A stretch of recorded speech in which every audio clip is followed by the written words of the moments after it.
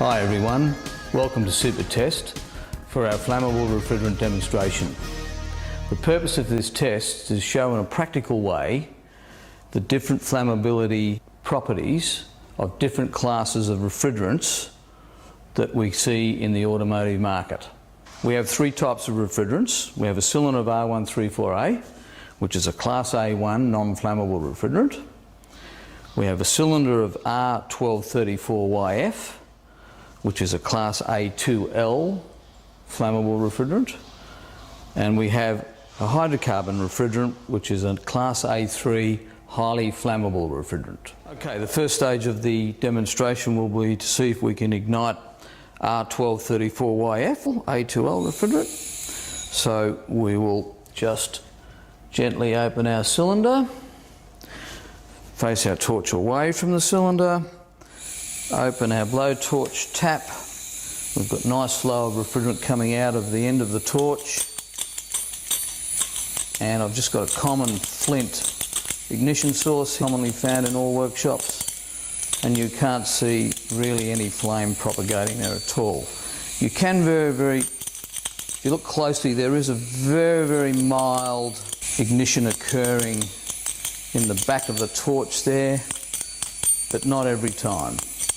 But certainly it will not support a decent flame. If I increase the velocity, I've still got nothing. So as you can see, the Class A2L will not ignite at all. Now the second stage of our demonstration is the HC refrigerant, Class A3. So we will open the liquid valve, open our blowtorch tap, our ignition source, and as you can see, it ignites immediately without any complications at all.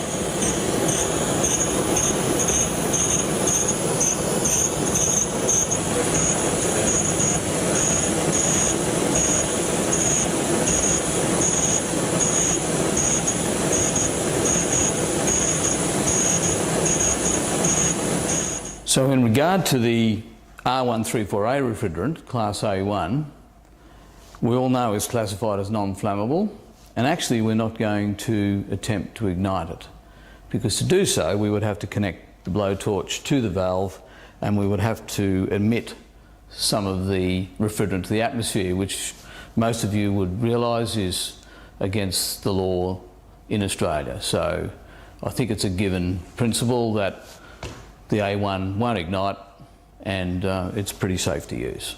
So as you can see, our demonstration has shown the extreme difference in flammability properties between a Class A2L refrigerant and a Class A3. We did a practical demonstration. We're not claiming this to be a scientific exercise at all, but it does explain and show in a very clear way that a common ignition source that's found in and around motor cars, in and around the workplace, can easily ignite a hydrocarbon refrigerant. It will not ignite a Class A2L refrigerant. We've also shown that not all flammable refrigerants are made equal. Most of you who have cylinders arriving at your workshops will see that the cylinders still have the flammable red diamond on them. But obviously the point here is to really take notice of the different classifications. There are different degrees of flammability, and this is a very important point. So apart from the practical demonstration, if we look at the data sheets for Class A2L refrigerants and Class A3 refrigerants, you will see that it is 5,000 times more difficult to ignite a Class A2L substance than the Class A3. So workshop staff should take great care and caution whenever there is a Class A3 flammable substance, particularly in the form of a refrigerant, in their workshop, because there are numerous ignition sources, as you can see by the demonstration, that are capable of igniting this substance.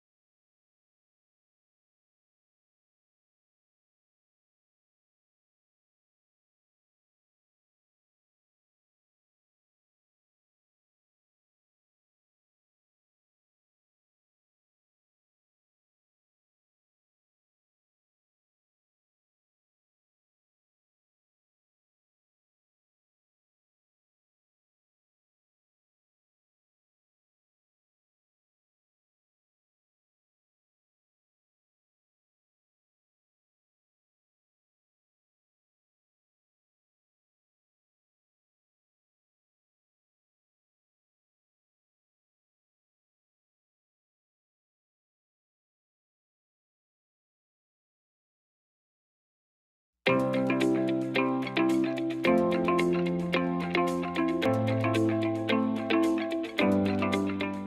when we talk about glide, what we're really talking about is the different temperatures in the boiling point. If you have four components, one component might start out at a certain temperature.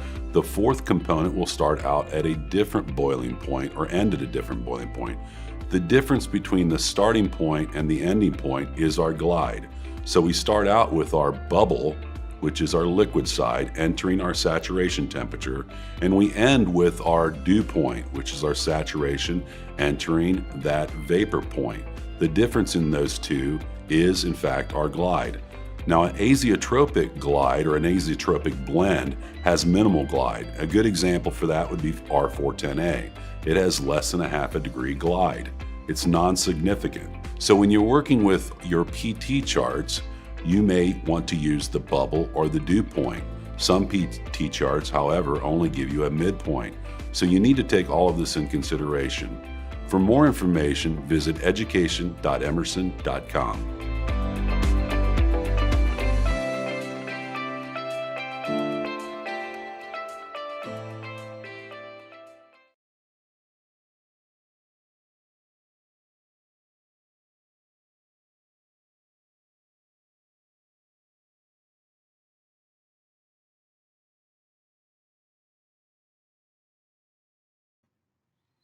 Hi everyone, Don Gillis here with another fun fact. Hope you're doing well today. Going to touch a little bit on the saturation curve or the enthalpy diagram, if you will, or pH diagram. Okay, just briefly go over this at a very, very high level. I want to show it. There's people out there, tons of people out there that do this much better than I do. I'm not going to name drop because I'll offend someone, but this is our saturation curve, and inside this curve we have saturated refrigerant. Saturation by definition, as we all know, is liquid and vapor. All right, so this is our liquid side, this is our vapor side, here's our superheated region, here's our subcooled region over here, and here's our pressure, PSIA. This is absolute. Okay, the higher we go up, the higher the pressure. Here's our enthalpy as we move to the right. Okay, BTUs per pound. All right, you typically will see a lot of lines on this telling you everything that from the critical point to whatever you need to know. Okay, we assume this is at a constant pressure when we're doing this. Okay, but let's walk through this. I actually put the components' names on here so it makes it a little easier. A lot of times you'll walk up this, those will be a lot of lines and just this box here, if you will, inside that saturation curve. But this is laying the job out, and if you understand this, you can diagnose a system very, very easily. Okay, so here we are at the compressor, raising the pressure, raising the temperature. As we come across here, we get in the saturation area. We're changing that high pressure vapor. We reject heat. We start to condense. We're liquid. Entering the metering device, we're dropping the pressure. It's a pressure dropper to drop the temperature, okay, to go into our evaporator so we can absorb heat easier. We start out 75% liquid, 50, and then 25%. The goal here is to be superheated vapor so we don't hear crunchy noises in our vapor pump, right? This is our dew point. This is our bubble point. We use bub for subcooling. We use dew for superheat, as we all know. So that's the saturation curve. That's what it looks like. Let's look at what it looks like side by side with a basic system of the four components that we use for a DX system. So we come into the compressor.